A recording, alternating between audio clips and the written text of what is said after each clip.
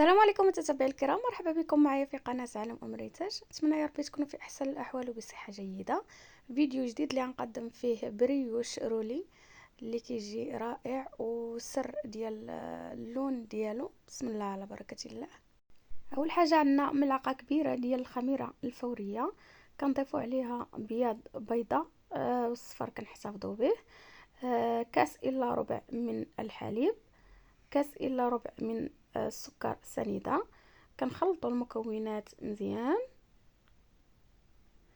من بعد كنضيفوا ملعقه كبيره ديال العسل، هو السر اللي كيعطينا داك اللون.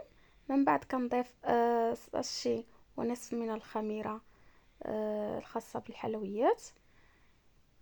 من بعد كنضيف ربع كأس من الزيت وقبصه ديال الملح حسب الذوق، وكنخلط المكونات مع بعضهم، وكنضيف 2 كيسان الا ربع من الماء يكون دافي، وكنضيف الدقيق ما يعادل 5 ونصف من الدقيق ناعم. نتوما تشوفوا القوام ديال العجين معايا. كنضيف ملعقه كبيره ديال الزبده الحيوانيه، كندخلها في العجين ديالي. من بعد كنضيف نصف الكأس ديال الدقيق على حسب مقدار ديال العجين، واش كتلتصق ولا لا، خاصها تكون كتلتصق شويه. من بعد كنغطيوها وكنخليوها تختمر مثل بلاستيك، ونخليها تختمر 1 ساعة ونصف. من بعد ما اختمرت ليا العجين ديالي كيكون هذا هو الشكل ديالها. كنعمل شويه الزيت في يدي باش ما تلتصقليش في يدي، وكنعملها في سطح العمل. كنروليها بهذه الطريقه هذه، وكنبدا كنقسمها اجزاء. انا قسمتها ل6 ديال الاجزاء كما كتشوفوا. من بعد كنلولبهم شويه في الدقيق باش من نكون كنخدمهم ما يلتصقوناش مع سطح العمل. دائما كنستعن بالدقيق صافي. وكنبدا كنطلق في العجين ديالي، كنطلقهم كاملا بهم بهذه الطريقه. من بعد ما طلقتهم كاملا بهم كنعمل لهم الزبده اللي متوفر عندكم، يا مارغرين يا زبده حيوانيه. انا تواجدت عندي زبده حيوانيه كنطلق بها صافي. كنعمل الجزء الاول وكنعمل فيه الزبده، وكنولي نعمل الجزء الثاني دائما، وكندهن الوجه ديالها بالزبده، وكنجيب الطبقه الثالثه حتى كنسالي الكميه اللي عندي. من بعد ما ساليت الكميه اللي عندي كنطلقهم بالمطلق، كنطوي الطويه الاولى وكنزيد نطوي الطويه الثانيه كما كتشوفوا.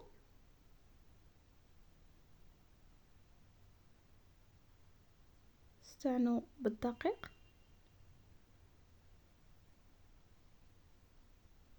كتكون العجينه لينه كتساعدكم في الطلق ديالها صافي. وكنتني المره الثانيه العجين ديالي،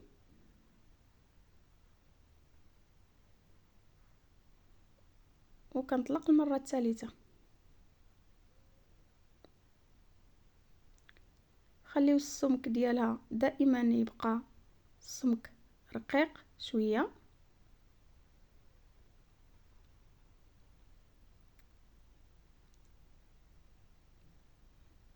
في الاخير غنطلقها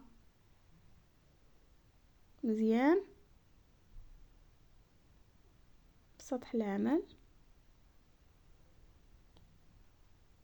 حتى ترجع معكم السمك ديالها يكون رقيق كما كتلاحظوا.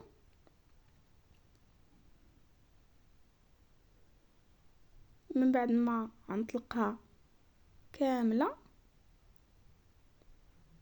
غندوز وغنعدل لها كونفيتير. توجدت عندي كونفيتير سائله، كندهن هذاك الوجه ديالها كامل بالكونفيتير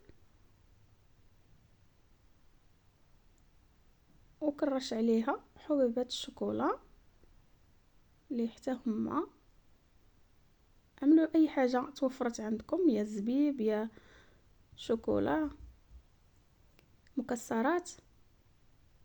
ومن بعد كنرولي العجين ديالي بهذه الطريقه هذه. صافي كنروليها كامله حتى كنسالي العجين ديالي ما كتشوفوا. من بعد ما ساليت الرولي ديال العجين ديالي كنضغط عليها من الجوانب، كنعدل لها الحاشيه ديالها. دائما كنستعنوا بالدقيق. صافي كنقلبها الحاشيه تجيكم من التحت باش تشبر الشكل ديالها. صافي كنجيب واحد الخيط يكون صحيح اللي كنقطع به، كيقطع بسهوله، كتجي مقاده معكم كما كتشوفوا. صافي غنعملها في اللاطه ديال الفرن.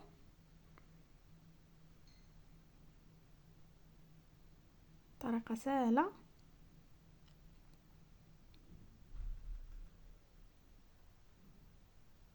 من بعد ما ساليت الرولي ديالي كنجيب صفار بيضاء اللي زدت معاهم شويه ديال الخل باش تحيد لكم الزفوره، وكندهن الوجه ديالها. من بعد كنخليها تزيد تختمر واحد 4 ساعه وكندخلها للفرن 180 من الاعلى ومن الاسفل كما كتشوفوا حتى كتحمر. وكيكون هذا هو الشكل النهائي ديال بريوش رولي ديال اليوم. من بعد ما خرجتهم من الفرن دهنتهم شويه ديال العسل ورشيتهم بشويه ديال السكر كلاصي. نتمنى ينالوا الاعجاب ديالكم، وما تنساوش دعموني بلايك واشتراك وتفعيل الجرس باش يوصلكم كل جديد ديالي. ودمتم في رعايه الله وحفظه، والسلام عليكم ورحمه الله تعالى وبركاته.